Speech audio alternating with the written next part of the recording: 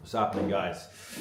We're back on the daily videos now. So today's video, we're going to talk about a little journey that I'm on at the moment, a bulking journey. I've currently gained around 10 to 12 kilo. I think it's 12 kilo today because I'm 78.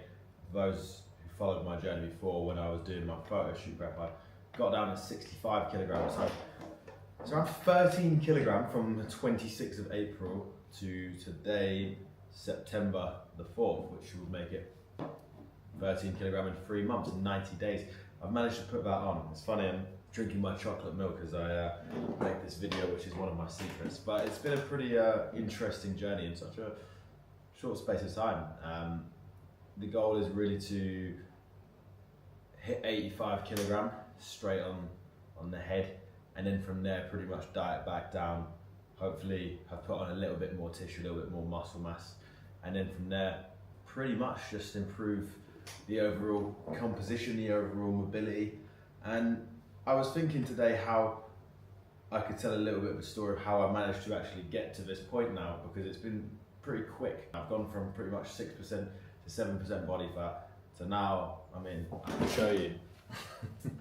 I'm alright, I've still got abs and all, but I'm pretty heavy, I'm pretty big. And yeah, it's been a pretty good journey. We've definitely put on some good amount of size, good amount of muscle mass. And I think as someone who struggled a lot in the past with bulking and actually putting on size, putting on actual tissue, I'll just adjust this ever so slightly. There you go, look at that.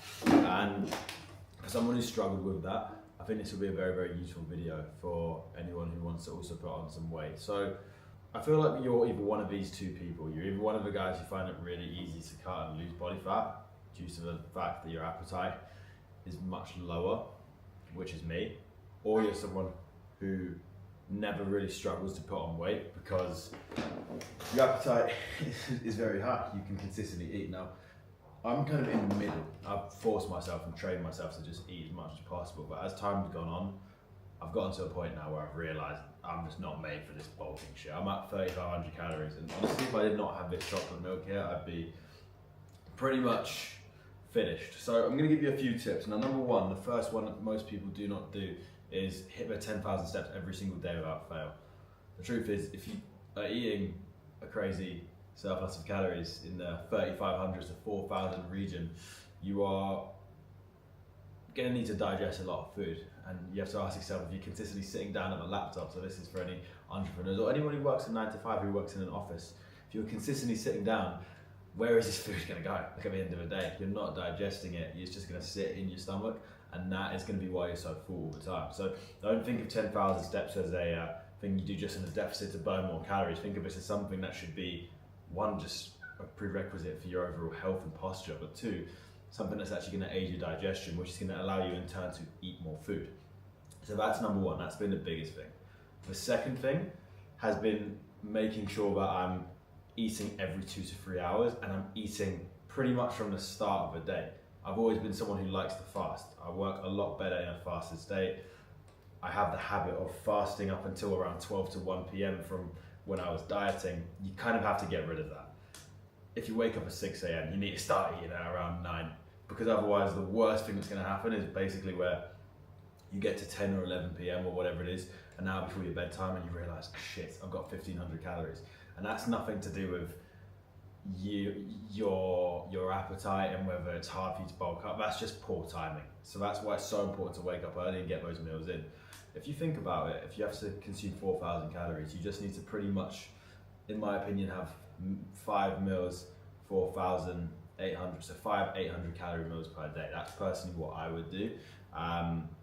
And you can mix up the variety of meals that you have. So for example, it doesn't have to be just healthy whole foods all the time. Like, for example, I have 2 whole food meals per day.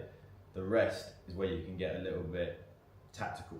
For example, I'm filming this YouTube video. I need to take a call after this. I'm not going to be eating, but those are 2 hours of my time where I need to be consuming food to make sure that I can fit my calories in for the day. So I've got this 750 calorie chocolate milk. It's probably not the best, but there's always a trade-off in this game. At the end of the day, if you want to get massive, you're probably going to have to eat and drink some shit that's probably not the best for you. It's probably not the most optimal, but this is the game, because you build more muscle, so who gives a fuck, right? And that's pretty much what's got me here. But I'll tell you what, it was pretty easy up until around 3,000 calories.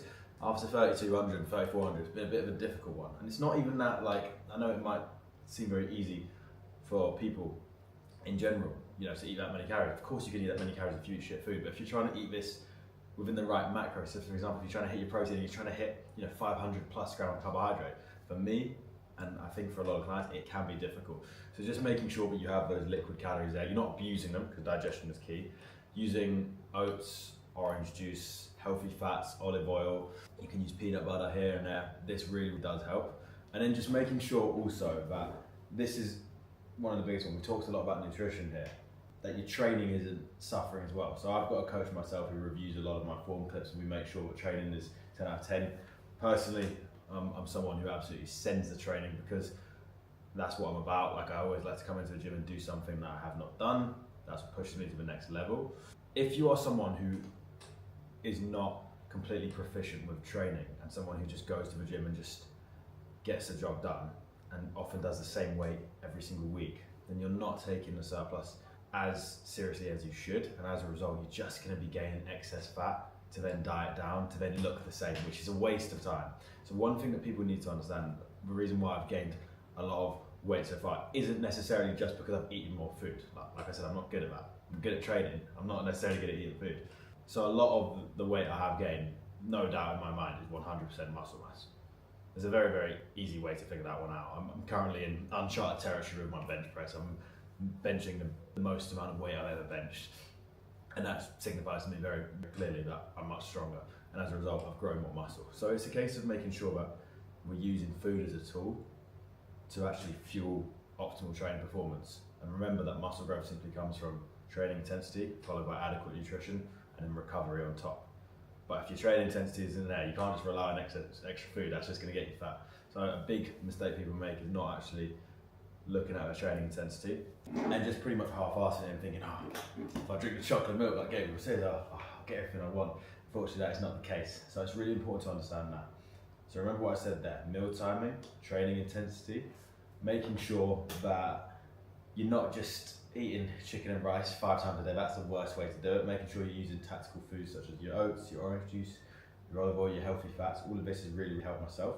10,000 steps actually aid with digestion. Cool.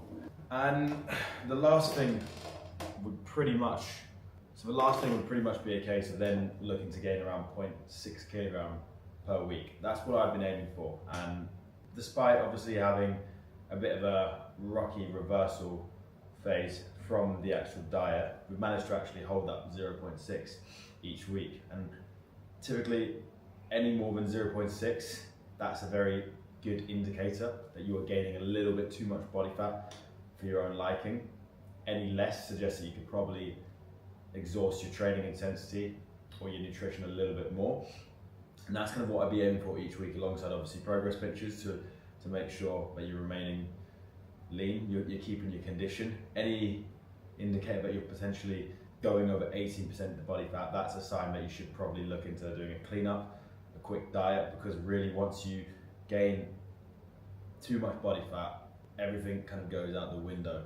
You become less anabolic, your insulin sensitivity is not primed for muscle growth, the food partitioning goes out the window. Essentially what all of this means is the calories, the excess calories that you're consuming get stored as fat as opposed to going towards muscle growth.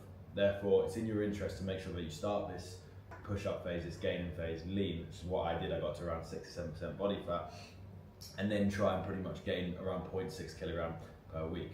You do that for around 3 to 4 months, as I've done here, followed by a quick cleanup and then a potential diet or potential further push-up after, and that's pretty much the best way to gain muscle. That's pretty much how I've structured the last 3 months, and the way I've done it, like I've told you, is those simple hacks, making sure that I'm hitting my 10,000 steps per day, making sure that I'm smashing the liquid calories, making sure that I'm getting my meal timing right, I'm understanding exactly what phase I'm in.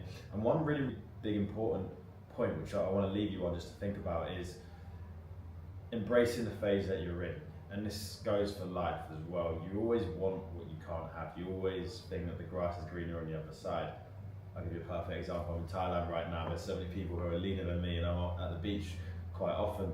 It's not ideal. You know, I was really lean before. I'd love to look as lean as possible, but I understand that right now I'm in a very transformative phase of my bodybuilding journey, if you will, because right now I'm trying to put on as much muscle as possible, and this is a very, very important time, because what this means is when I do diet down, which will be very, very soon, I will have more muscle if I remain comfortable being uncomfortable.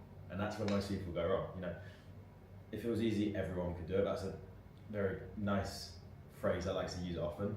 Get to the point where it gets uncomfortable and realize this is when most people stop. And what most people do is they go 2 to 3 months, they gain a little bit of body fat, they get a little bit soft, they start to lose their abs, and they say, no, I need to diet. And that's the fastest way to get nowhere, because you're just going up, down, and there's no actual progression. My challenge to you is to pretty much follow everything I've said in this video. Get yourself as lean as possible, enter a surplus, make sure you gain about 0.3 to 0.6 kilogram. Follow the tips I've used to actually implement exactly the same structure that's allowed me to gain 13 kilogram in the last 3 months. And when it gets to the point where you feel uncomfortable, embrace it, push past it, have a little diet and a cleanup if it comes to 4 months, and then go again, dependent on your physique needs. If you look at your physique and you say, hey, the legs aren't as big as we need to, oh, the chest and the arms are bigger, remember, that's never going to grow by getting lean or dieting. There needs to be time spent in a surplus where you're eating more than enough food so you can actually grow new tissue and new muscle. And if that is you, and if you're someone who's smaller and you want to grow that amount of muscle, you need to commit to that, essentially. And that's where most people go wrong. They just want to have abs year round, and they don't embrace the uncomfortable nature of obviously being in a surplus. So that's the big tip. It's all a mindset thing. Understand that it's very easy to lose fat. It's not hard. You do a bit of cardio, you can do all of that. But the hard part is actually building muscle. That's where you truly progress. And that's why it's so important to turn up to the gym with complete and utter focus, making sure that you're getting your meals in, making sure that your recovery is on point, and you're really giving it your all. That's what's going to separate you from most people. And that's what we see typically with clients who do the best. We get form clips, we make sure their training is 10 out of 10. Because once that's there, then they can have extra food to actually fuel that performance, but only if the training is right. And that is how you get elite level results. So I hope that makes sense. That's pretty much my story and pretty much how I got to here. If you don't understand any of it, don't worry, it is confusing. You can DM me on Insta or look at the link in my description of this YouTube video. I've got a video pretty much explaining exactly who I am, how I know all this shit, why I do what I do, and how I can potentially help you. If you're someone who wants to be coached, someone who wants to actually just understand exactly how to go through this entire journey, how to actually gain a load of muscle, lose all the fat, and actually arrive at a shredded elite physique, feel free to book in a call with myself where we can pretty much walk you through the exact strategy. If you want the implementation, obviously we can talk about that and get you moving forward. Other than that, I need to jump on a call. I will catch you tomorrow. Daily vlogs are back. Peace out.